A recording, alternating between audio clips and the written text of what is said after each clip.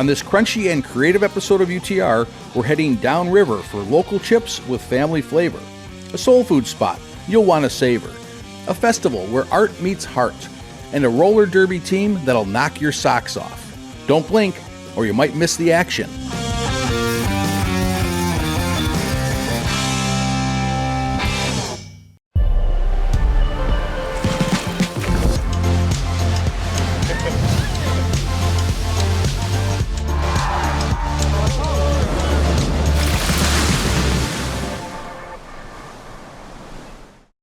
The Stalls Motors and Music experience features a collection of automated music machines, neon signs, gas pumps, and 150 years of automotive history. More info at stallsauto.com. We've been around the world, But there's one place we keep coming back to. and the more we explore, The more we realize. it's the place to be. I'm Tom Dalton, I'm Jim Edelman. and this is Under the Radar Michigan.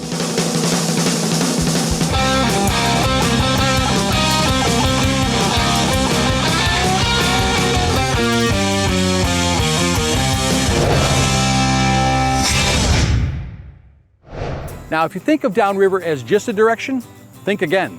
It is a place packed with passion, personality, and people doing incredible things. Whether you're a lifelong local or just passing through, Downriver sweeps you up in its one-of-a-kind spirit. It's a place where every corner buzzes with creativity, tradition, and a dash of surprise. So grab a seat, bring your appetite, and get ready to dive right in. Around here, you won't just find character, you'll find characters. Just south of Detroit, the Downriver region hugs the banks of the lower Detroit River and is made up of proud, tight-knit communities like River Rouge, Trenton, Taylor, Flat Rock, and Brownstown. Our first stop is a snack with a story. At the Downriver Chip Company, siblings Lito and Karina have turned their love of food and family into the area's freshest new crunch.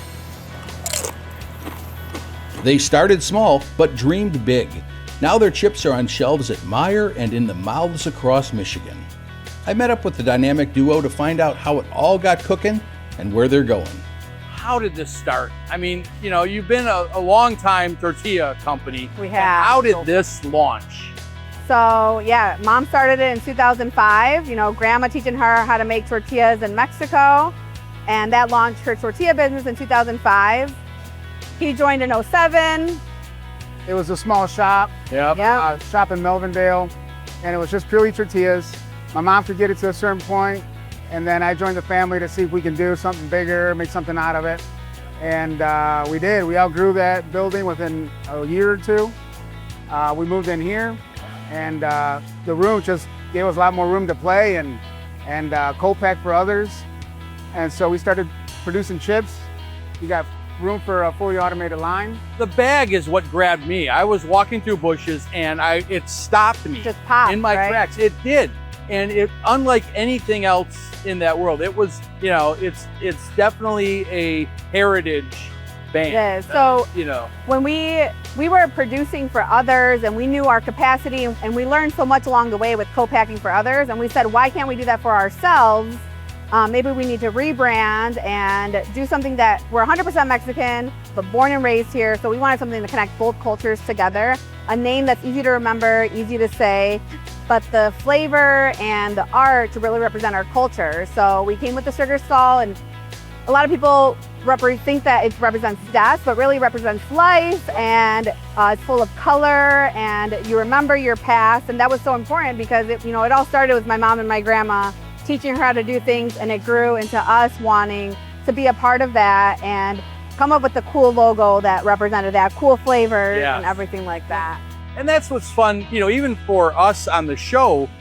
When we walk through the market and we see someone that we've had on the show in the past, I mean, it's a little reverse for how we saw it on the show, and now we're here.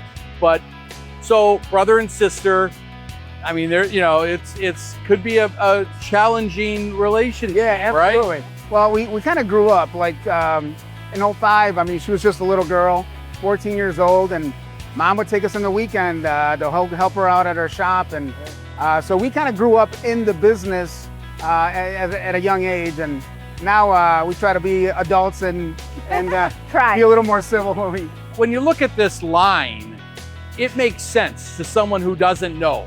You know, there's the cutter, there's the dryer, it goes into the fryer, then they throw some spice on it, then it gets bagged. It's super short. Seems easy, right? It does seem easy. It's easy, right? Well, there was a lot of hand frying that led to this portion of the day. Yeah. It took a lot of long years of trying to build up the business, all hand frying, and we got to a point where we just couldn't do it anymore, and we had no choice but to move this route.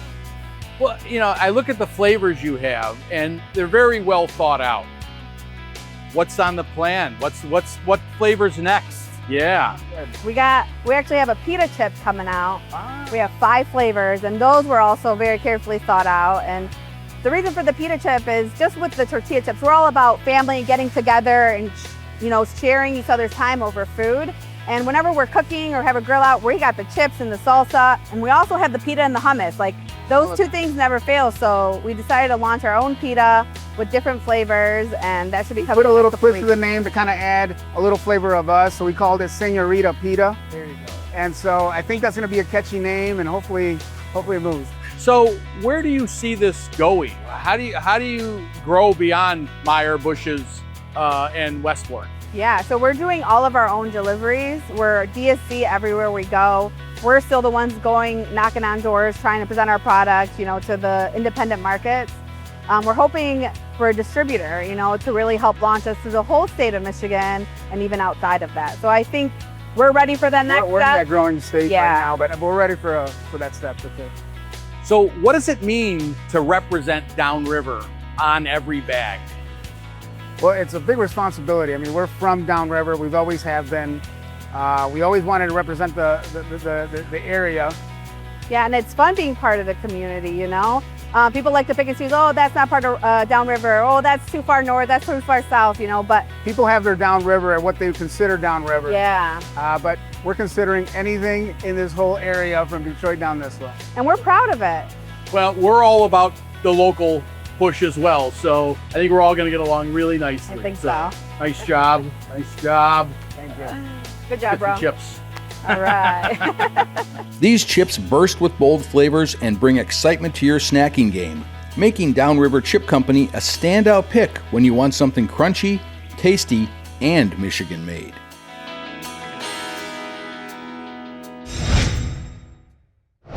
Well, after we got our snack on, we're going to head down to where inspiration meets the canvas and the wall.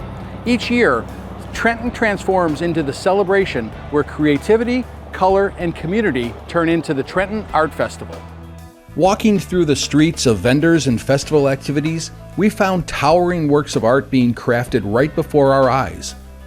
Wanting to discover the source of these colossal works, I caught up with Michelle Tanguay, one of the creative forces behind the fest, and 2 of the muralists to learn why art has found such a perfect home here. So just in the last 5 minutes that we've been standing here, this town loves you right now. It's not me. It is not. It's the event. It's the event, and I'm really just the conduit that everything travels through and to make it happen, but it takes an entire village. Behind me, the Trenton DDA, the city, everybody who works for the city, all of these business owners, and I just feel really lucky and blessed to just be able to facilitate the artists and these incredible murals. Yeah, and I think, you know, when I look at this, and I know what goes into doing an event, it's still a lot of work that even, you know, unless you're there day in and day out. But what do you think it means to a community like Trenton to have this level of world-class muralists come? It means everything to them. They're so thankful. They love the artwork. It brightens up the community. The first year we came in and we painted, and everyone, before we painted, everyone was a little unsure. And then it went up and they're like, oh my goodness, this is really amazing. And now it's just the icing on the cake every year from that. Yeah. So it's great. Yeah. Well, and just talking to Naomi and to Yolene, the process that they go through to transfer from their brain to their sketch to the wall, that's that is a lot of work that goes in, and then talking to them about the quality of the texture of the wall. Oh yeah. You know, Yolene had a very challenging set of geese there. Yep. And when I sent her a photo of the wall and I said, hey, I want to pitch you for this job. You do not want it though. It's huge, the texture is awful, you don't want this. And then she said, whatever I can do to get over there. And I said, okay. Yeah. And she was the right person, because look at it. Yeah. It's amazing. When I drive through, it just is, oh, over here is this one. And then you know, you make that little head cook and you're like, and that's Mia and her grandson. Exactly. And those little stories are fantastic. And that's what it's all about. It's about the stories. It's about the stories of the past, the present, and the future of what we want it to look like. And the future is bright for Trenton. You're like right at the middle of your big week of 6 weeks, 6 murals, right? Yes, I'm on a trip right now, a 6-week-long trip where I'm doing 6 murals in 3 different cities, and we're on week 5 right now.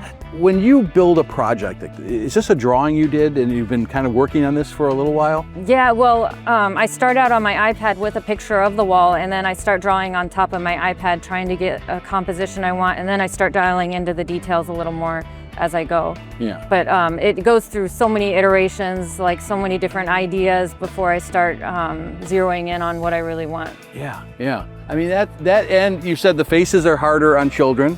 Yeah, children's faces are harder than adult faces for some reason. It just seems to be harder to get everything right and have it look right and everything, so yeah. Well, and when I walked up on this one, I felt like, you know, like it was totally looking at me.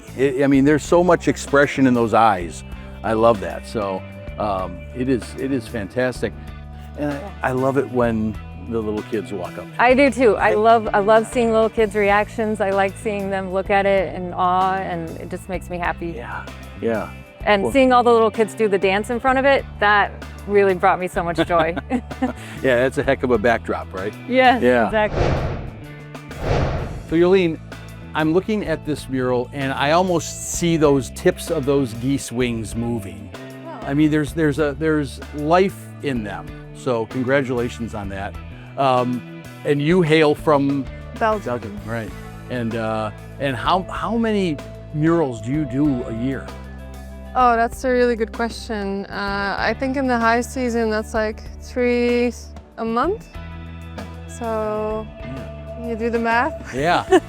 So you started buying bigger and bigger canvases, and then you realized you needed a bigger canvas, right? Well, I kind of immediately rolled into murals. Did you? I had an internship at a mural festival in Belgium, and one day they were like, we need an assistant for one of the artists. And I had some previous talent with painting, but never really did anything with it. And then doing that, it kind of sparked something. Yeah. And I was like, this is what I want to do. The bug bit. Yeah. Yeah. Thank you for coming. Yeah, thanks for taking your time to interview me. Yeah. The Trenton Art Festival features live murals, handmade goods, food trucks, and music stages, making the event itself a work of art.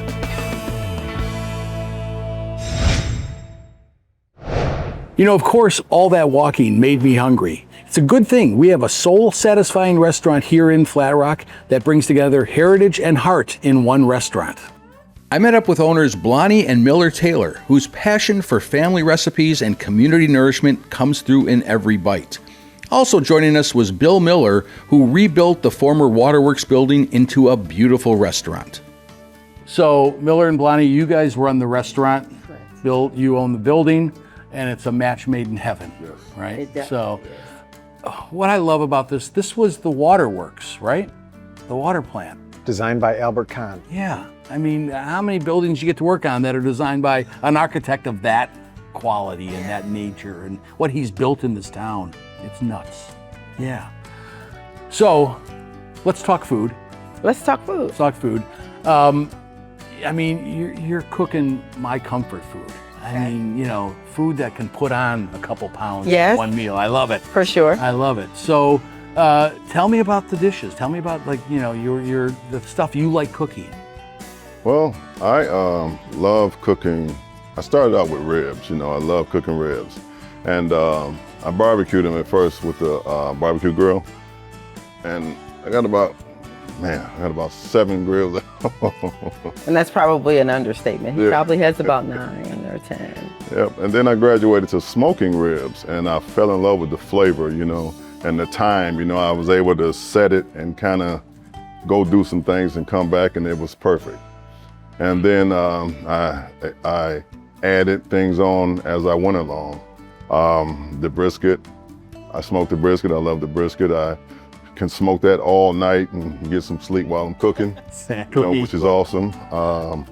Let's see, what else am I smoking? The smoked chicken wings.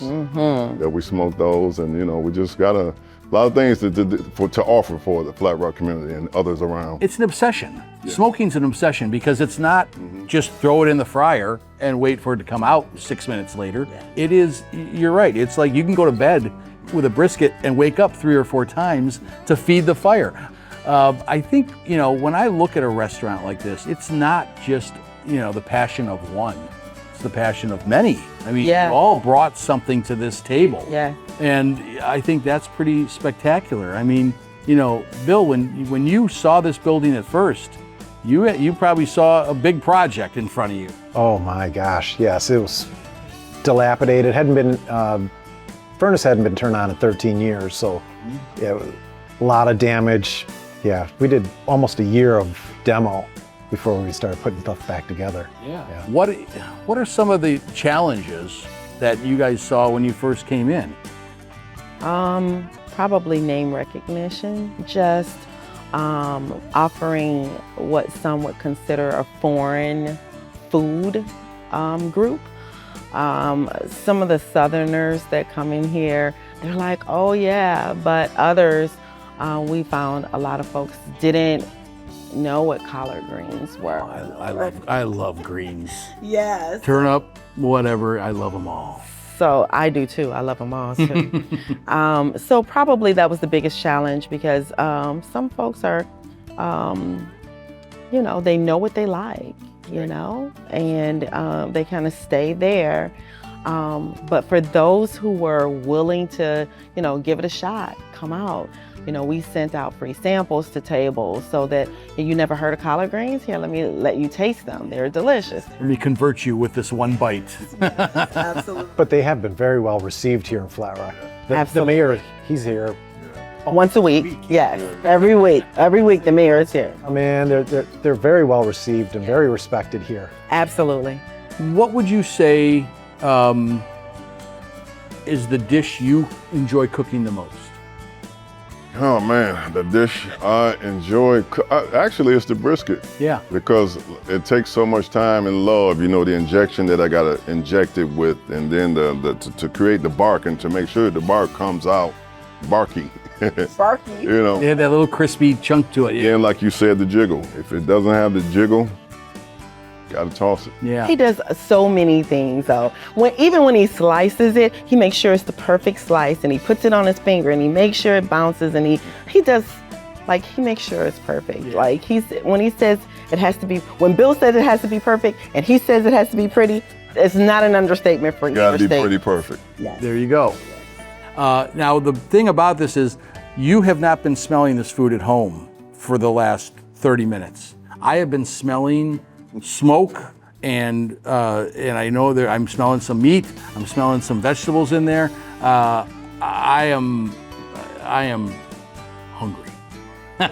Oh yeah, the smoke coming out of that, you could bottle it. Yeah. And sell it. So I know what my wife's saying when I come to bed and I smell like smoke, and she's like, you know, did you not bring meat with you? I'm like, no, I didn't bring meat with you. I'm sorry. So, yeah.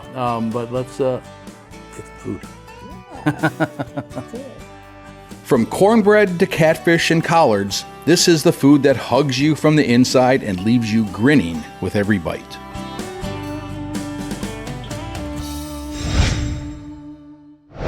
It's time to lace up for a whirlwind of wheels, whistles, and wicked awesome women. At Dixie Skateland in Newport, the Downriver roller dolls are redefining strength, strategy, and sisterhood one lap at a time. I had a chance to talk roller derby with some of the skaters and learned what makes roller derby such a wild, welcoming ride.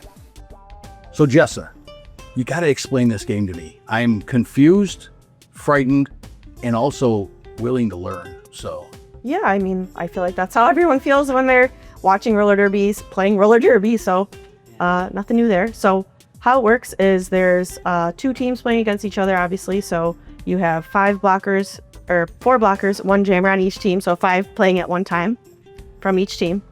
The blockers are trying to stop the opposing jammer from getting in front of them through the pack, while also trying to get your jammer through the pack of everybody. Gotcha. So there's a little defense and offense at the same time. So do you score a point when you lap, or when you pass the jammers and blockers? So you score a point by passing opposing blockers. So every opposing blocker that you pass is a point.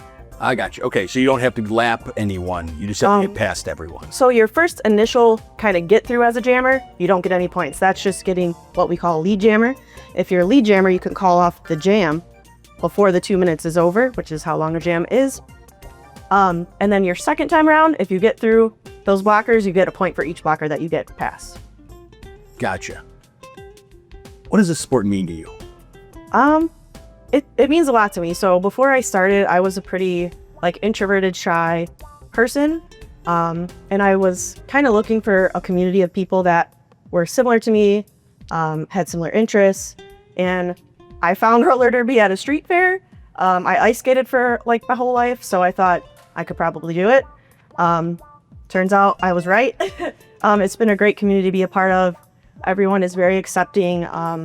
We're all very different. Their, age ranges are 18 to, I don't know, late 50s, I think, at this point. So it's just been good to get to know everybody. The community is just great.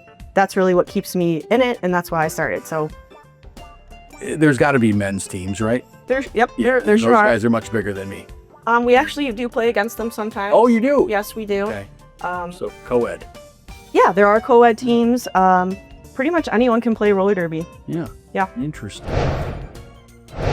In my never-ending quest to learn more about roller derby, Yes. tell me why it is you do this.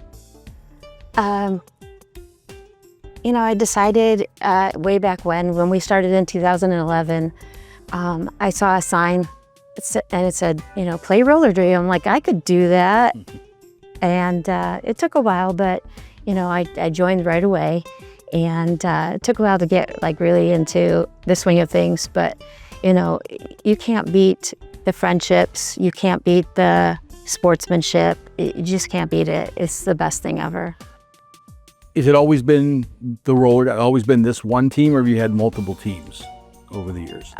It's always been the Downriver Roller Dolls. When we first started, it was Downriver Roller Dolls with a Z, and we took out the Z and made it an S.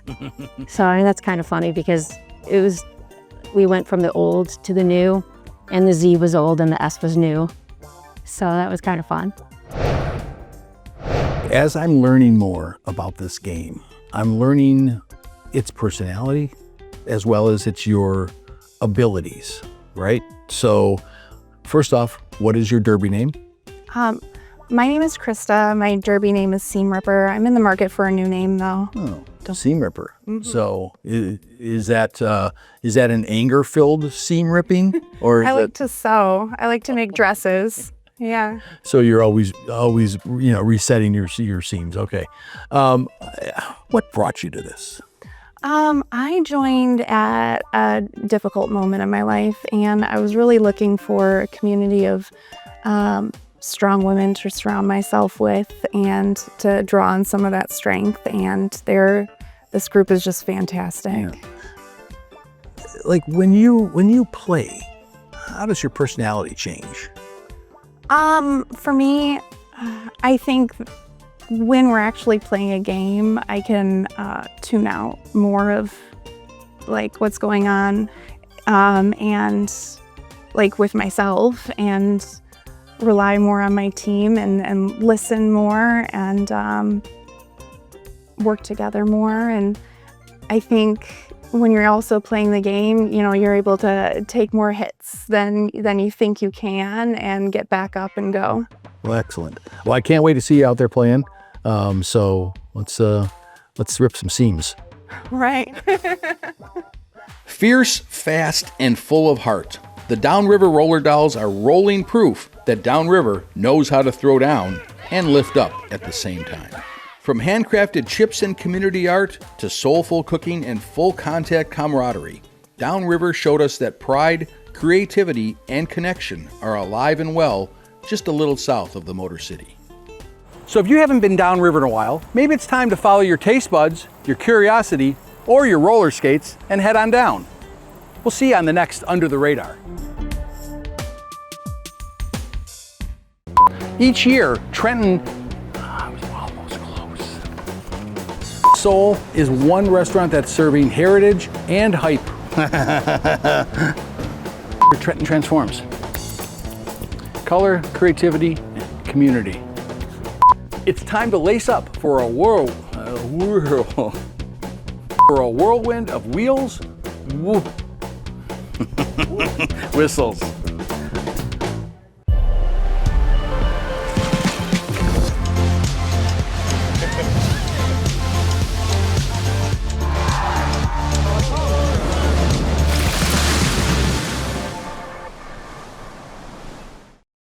The Stalls Motors and Music experience features a collection of automated music machines, neon signs, gas pumps, and 150 years of automotive history. More info at stallsauto.com.